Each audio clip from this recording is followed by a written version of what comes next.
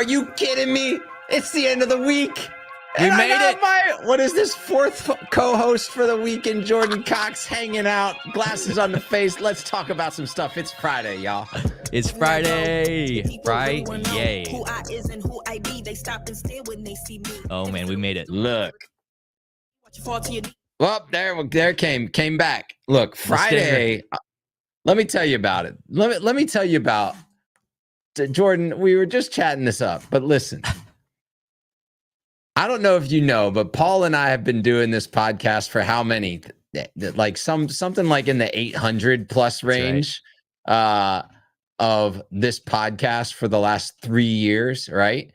And like by and large, we rarely are not together on the podcast for more than like 2 days. And then like twice a year, we both go on vacation on separate times.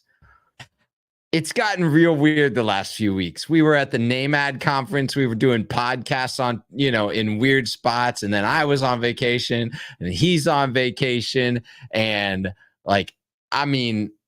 it's just been real weird, but I'm glad you're here. I'm pumped. I'm excited. Oh man, it's great. Thanks for having me on here. I mean, it's going to be somewhat back to normal next week, I think. So thanks for letting me be on the last one with you. Yeah. I'm excited. Actually, next week, we are, Paul and I are headed to the Welcome Conference, which was Will Guidera's conference. The thing sold out in like less than 24 hours. We had no clue what to do, but luckily we know some people. And so we finagled our way into that thing. And so we're going to be hanging out with Will and a whole bunch of his friends in New York City on Monday. So we'll try and bring everybody some content from that.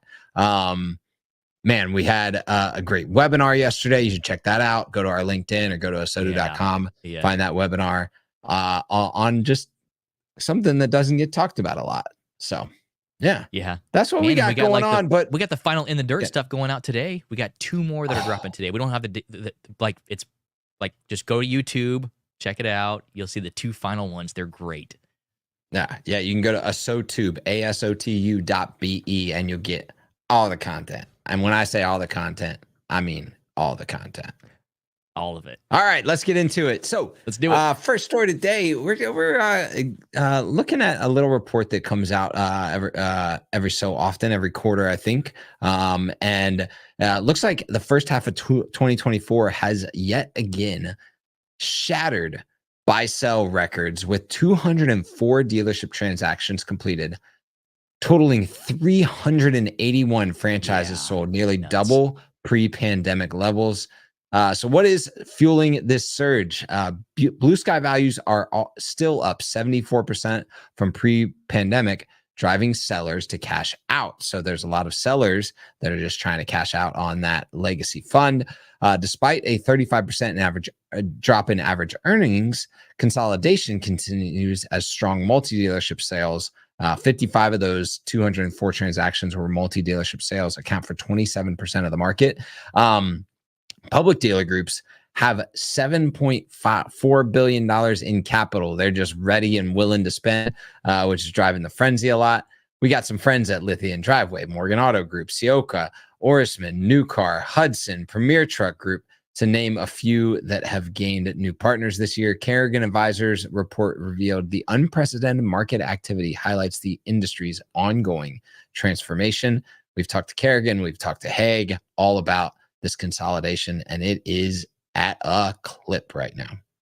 It's surprising how many on the list we saw that are our friends. That's what blew my mind. I went through and saw the graphic. I forget when it was, like earlier this morning, and I was like, man, there's a lot of people, there's a lot of stores that we know and people in those stores.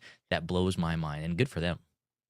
Yep. Yeah, it's really neat to see like these stores. I mean, I love like the Apple Automotive transaction to Ciocca earlier this year. That was in February. We covered that. Obviously, we know Greg Ciocca well and love what he's doing, growing at a clip. I mean, I remember standing in, this was just a couple of years ago, we were standing in his showroom or in his service drive.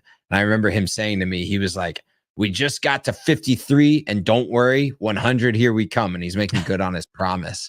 So there's a lot out there. You know, I think that the question here for me is, is how, as we rapidly accelerate the pace of consolidation, do we still maintain the benefits of the local feel of the dealership while also experiencing the benefits of the efficiency at the group level as margins are compressing? And I think some of the public groups are proving that that is quite possible.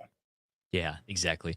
I mean, there's got to be value to why they need to buy it, but also not lose that small hometown feel. Yep. No segue for this one, but the Ford Pro Ted Cannis and key architect of Ford's commercial vehicles division success is set to retire at the end of September. Ted is well known in the Ford organization. He helped leadership at Ford Pro become a $70 billion business within just a few years. It's a pretty new business entity for them. Cannis also led the development of the Mustang Mach-E and had key roles in Ford's overseas operations. Currently, Ford Blue President Andrew Frick will serve as the interim Ford Pro CEO while they are looking for a replacement. Jim Farley praised Cannis's role in driving Ford Pro success and technological growth. And Cannis emphasized Ford Pro's unmatched scale, service, and dealer network, saying, "Leading Ford Pro has been the most thrilling chapter of my career. I'm excited to see its continued growth." Look, if you don't know what Ford Pro and the commercial division of Ford is up to, like, you're missing it, because they have been a force to be reckoned with over the last few years, especially. They've done such a great job at that. I mean, even if you think about how they've integrated so many of the new lineup within the commercial side, like, that blows my mind. If you look at the F-150 Lightning, they were able to make that possible. They made it at a cheaper price point. Like that, like stuff like that, other manufacturers should look at and follow suit on. Yep. Yeah. And even just the fact that their commercial division has started to, I mean, so many Ford dealers have commercial divisions, but it's crossing over into like dealership operations with their fleet services, like internal fleet services for service, repair and fleets. So that commercial division goes more than just like strict commercial sales, and fleet sales. Yeah, for sure. Let's see. Speaking of spending some money, making some money. Stop. Segue. Time. Looks like discretionary spending is starting to show some signs of recovery. While overall non-discretionary spending remains strong, discretionary categories like apparel, home goods, and electronics are seeing early signs of a rebound. This is good because some people like to spend discretionary funds on auto. Deloitte survey recently found that discretionary spending was down 18.6 from 2021, while non-discretionary spending rose by 3.3. Discounters like Dollar General and Ross Stores report that their customers remain focused on necessities, with discretionary spending still soft. So there are things like Target seeing beauty sales jump 9%, Best Buy seeing a 6% year-over-year increase in computer and tablet sales. So there's some like micro segments and some small segments coming back in some areas, but still discretionary spending low because of low just funds in the bank at this point. So, but I'm definitely on the bright side of this. I'm seeing like more reports that people are buying stuff, which is good because it's way before Christmas time.